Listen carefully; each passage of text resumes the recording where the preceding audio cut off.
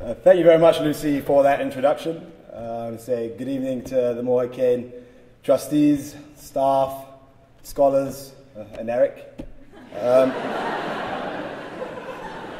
It's a huge honor to be here in front of you today. In fact, Chuck told me that they hadn't had a Brit do this in a while, and so I'm really glad to be here in front of you. You know, maybe next year they'll pick a Canadian. Well, actually, maybe not. Now, my freshman year, we had a Rhodes Scholar actually deliver this address, Aisha Saad, and last year I know you guys got the student body president, Hogan Medlin. But I think it's fitting this year that in solidarity with Occupy Wall Street, the university has Michael Bloomberg coming to speak at our graduation, and the foundation chose a future investment banking analyst to speak to you all today. When I was thinking about what to do with this speech, I decided to go ahead and contact Aisha Saad, the Rhodes Scholar who delivered the speech my freshman year. So I jumped on the MC network. Well, actually, I used Facebook. But I asked her how she had actually prepared for this speech. And she said to me, Joel, in thinking about this speech, you want to think about doing 4 things. And so the first is to bring the first years into the fold of the Morehead-Cain family. The second was to reassure the sophomores out of their slump. So sit up, sophomores. To challenge the juniors to think about their legacy here at the university, and then for the seniors to really get us to think about how we use these experiences to what comes next. So I want to first take this opportunity to welcome the class of 2015 to the family. Actually, from the class of 2012, I think we're a little bit jealous of all of you guys.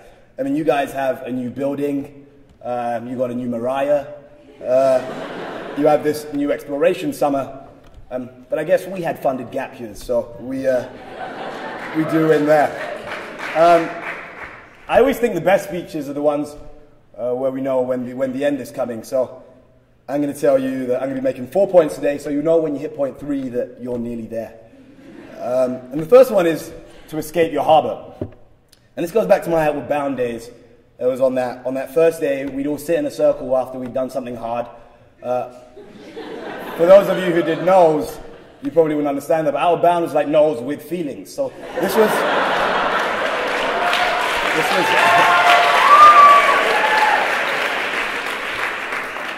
was actually during feelings time, and so we sat in a circle and we'd read a quote. And I was selected to read this quote on the first day, and it was a quote by a guy called John Shedd, and some of my friends have heard me say this a number of times, but it went like this: a ship in the harbor is safe, but that's not what ships are built for. And let's just say on Outward Bound, I was a ship out of the harbor. I mean, I was at risk of capture by Somali pirates on this one. I was a city boy. I didn't know they were going to send people from the court on my course. I didn't think that portaging 70-pound canoes on what felt like my head was going to be a lot of fun. And sometimes it was challenging dealing with the same 7 people all the time, especially when one of them decided to run away into the wilderness when he felt like he'd had enough with the course. And so I think of another time of really escaping my harbor. I think of this move to the States. So I jumped straight into the Outward Bound experience, and I'd never really had any time to reflect on the fact that I was moving out to America for 4 years. I'm going to be so far away from my mummy. And I went through this honeymoon period that we all go through, and I thought everything was great. People loved my accent. And then I went through what I describe as the hate period. I mean, there were things about here that I really hated. I remember going into the foundation offices, and I went to speak to Diane. It was after about 3 weeks here, and I just said, Diane, I hate it here. I've never taken so many multiple choice exams. They don't have good baked beans. This grit stuff tastes nothing like porridge. And I'm from a big city. What do you mean there's only one street? And Diane was like, Joe, calm down. Have you been exercising?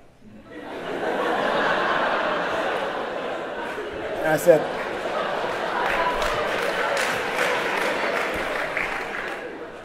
said, no, Diane, between all the socializing, the drinking apple juice, and the multiple choice exams, when am I supposed to be doing that? But what really, after that meeting, Diane encouraged me to really reflect on this huge move that I just made to the States. And I think that's just one experience and testament to the amazing amount of support that all of the staff have been to me whilst I've been here, and also I think for the rest of our class could say something very similar. And I'd say right now I'm very much over that hate period. I love being at UNC, and I can imagine having done my undergraduate experience anywhere else. I guess the third thing I really think about is my move to investment banking. Now, I'd never taken any accounting or business before, and when I went into these interviews, they'd look at my resume and they'd see a public service summer in South Africa, an international research summer looking at human trafficking, and these guys would ask me, Joel, what are you doing here? And it was very helpful to talk about my Morehead experiences at that time within those interviews, but I'd never really seen myself in a corporate environment, and just going out and applying for this stuff, it really was right out of my harbor. But I think what happened during my time here, at least in the 3 years preceding, I'd been trained to think beyond the limits of where I might see myself. And what I found is every time that I've chosen to escape my harbor, I've absolutely grown through all of these experiences. I've learned a lot about myself, and I've really realized that for me, at least, there is no box. Which takes me on to my second point, is to make some friends. And this is kind of threefold. The first group of people I want us to think about making friends with, especially the class of 2015, you fellow cousins. You've got a ton of pretty amazing people within this room around you, so I really encourage you to use the fellow scholars as a resource. But then I really encourage you to go beyond this group and take advantage of the other scholars that exist throughout this university. I mean, I've even made friends with some Robertsons in my time here. What I realize, though, is a lot of these connections that we've made here are going to last well beyond my 4 years at this university. And so I encourage you to take the time to really cultivate those whilst you have the time all together here at UNC. The second group I really want us to think about making friends with are those professors. And I think of one particular relationship, my relationship with a professor, a guy called Rule Tyson in the Religious Studies Department. Now, Tyson was a guy I met in a first-year seminar here. The class was called Charisma. I was in that last CTOPS. We got none of the classes that we wanted, so I ended up in this weird class, Charisma. What it was about, I still don't know, but it was a religious studies class. It was held in Graham Memorial. I think a quote that embodies Tyson. Tyson said to us, "You don't know a place until you know where the toilets are."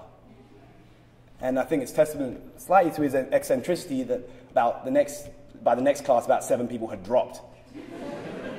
But at the time, I think all of us within the class agreed that the nicest toilets were the ones in Graham Memorial. But after seeing the new ones in the foundation, I think some of us have changed our mind. But it's through all my work with Tyson, actually going through that class, I don't think I've ever been more challenged, excited, and engaged. And my relationship with that professor has continued. I went on to TA for him, and throughout all of that time, I think I realized a lot more the role of professors, the importance of the role of professors as role models, as mentors, and really as friends. They're going to be more than the 8 recommendation letters that you need when you go for the Rhodes, the scholarship, or some other distinguished, the Rhodes, the Marshall, or some other distinguished scholarship. They're going to give you some great advice on grad school, great advice on life, or they're going to tell you that going into investment banking is a huge waste of your talent. I think the third group then I want to think about making friends with, the alumni. There was a guy I met at the alumni forum here 2 years ago, a guy called Alex Mafar. Alex works in private equity out in New York, and he was a huge help to me when I was thinking about that move to banking when I was applying for some of the consulting stuff at the time. He was a huge help with my resume, the cover letter, and helped me navigate that process. And it was also a lot of fun drinking non-alcoholic sake with him in New York my sophomore year. And I remember last year, or this year, Alex was a lot of help for me when I was thinking whether banking really was the right move for me. So my plea to the first years is to really use the network. But give the senior class about 3 years before you start asking us for stuff. I mean, we're just trying to get over this recession. And I really want you to encourage you all to take some risks with your friends. This is going to be an amazing opportunity to make friends with a lot of people who are nothing like you. Which takes me to my third point, a little bit controversial. Embrace your position in the 1%. Now, there was a piece in the New York Times by a guy called James Atlas a while ago called Super People. And here's how James described that group of people. He said, "It's a select group to begin with, but even so, there doesn't seem to be anyone on this list who hasn't mastered at least one musical instrument, helped build a school or hospital in some foreign land, excelled at sport, attained fluency in 2 or more languages, had both a major and a minor, sometimes 2, usually in unrelated fields, and yet found time, how do they have any, to enjoy such arduous hobbies as mountain biking and whitewater kayaking. Does that sound familiar? So this took me back to the selection criterion that actually got all of us here, sitting amongst our peers. When we were selected for this scholarship, they said we had these 4 things. The first one was a moral force of character. The second one was this leadership quality. The third one was scholarship. And the final one was our favorite, physical vigor. Now, I heard in my year that somebody got in with their physical vigor as singing. But that was before the recession, and there were a lot more scholarships to go around. So, what I'm getting at is, we sat here in a room, I think, with a lot of super people. But we really are all members of a sub-community within a much larger Carolina community. So I want to implore all of you to, especially the first years, to take advantage of all that Carolina has to offer. In my time here, some areas that have been particularly important to me have been the Campus Y, the Diversity Office in Admissions, and the Honor System. And so I really encourage you, as you navigate Carolina, to really think about your legacy and think about the impact that you want to have that's going to remain here well beyond you will. Now, I've had some amazing opportunities, and I think everyone in my class would agree, having the scholarship. I've been to 8 countries, 4 continents on Uncle Mott's dime, studied abroad. I'm going to be graduating with no debt. The rest of the university at the moment is looking at budget cuts, tuition hikes, which for us just look like a raise. And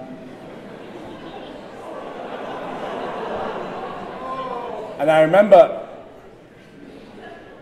other opportunities such as sitting at breakfast with Desmond Tutu, thinking this is pretty surreal during my public service summer. What's amazing is that everybody here really does have their own stories. But I think with all of these amazing opportunities comes a huge responsibility, particularly at this moment in history when we're faced with such social and political turmoil, especially here at our own university. So I think we really do have a responsibility to give back in some way. When I was thinking about this speech, I went back to Tyson, the toilet guy I was mentioning earlier, and Tyson told me to look at a piece by a guy called Robert Merton, who was a sociologist. He'd written about something called the Matthew effect. And at this moment, I'm going to take a second to read a quote from the Bible. I know some of you are a little bit shocked. But it's really where Merton got this whole effect. And it's from Matthew 25:29. And it says, "For to all those who have, more will be given, and they will have an abundance. But from those who have nothing, even what they have will be taken away." Now, the way Wikipedia read that was, the rich get richer and the poor get poorer. What I'm getting at is, all of these opportunities give us access to many more opportunities. But I think this means something. And so I want us to return again to this idea of those 4 criteria, particularly that moral force of character, the one that I think is the most important. When we first got here, we were told to create an extraordinary life. Then the staff went indoor skydiving, and we were told just more. And I really think that what we've committed to here is way more than 4 years with these 4 criteria. We've committed to embody these characteristics for the rest of our lives. And when I think of the Matthews effect, I think it means those of us who have a lot of these opportunities, that we've got a responsibility to create a lot of those opportunities for others, whether we do that here whilst we're at Carolina or once we actually end up leaving here. For the first years, when it comes to expectations, I really mean it when we say the foundation doesn't have any. Nobody expects anything of you. No, really. The only expectations are those that you set for yourself.